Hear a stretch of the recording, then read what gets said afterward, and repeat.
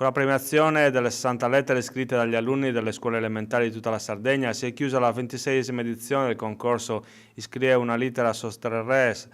un'iniziativa ideata e organizzata dalla casa editrice nuorese Papyrus, un evento che in questi anni ha visto la partecipazione di centinaia di ragazzi, ora adulti, che si sono serviti come mezzo espressivo della lingua sarda per esprimere i propri desideri e chiedere ai re magi, Sostre Res, appunto, di esaudirli. La premiazione dell'edizione 2018 si è svolta il giorno dell'Epifania all'interno della chiesa di Nostra Signora del Rosario, nel rione nuorese di Sant'Upredu, una scelta non casuale perché l'edificio sacro è incastonato in un quartiere storico del capoluogo barbaricino, quello che ha mantenuto vive le tradizioni. Una cerimonia coordinata da Diego Corraina, fondatore di Papyrus, cui hanno preso parte anche Mariolina Mannia, presidente della casa editrice, e Antonello Garau, in nome del comitato di sostegno al concorso.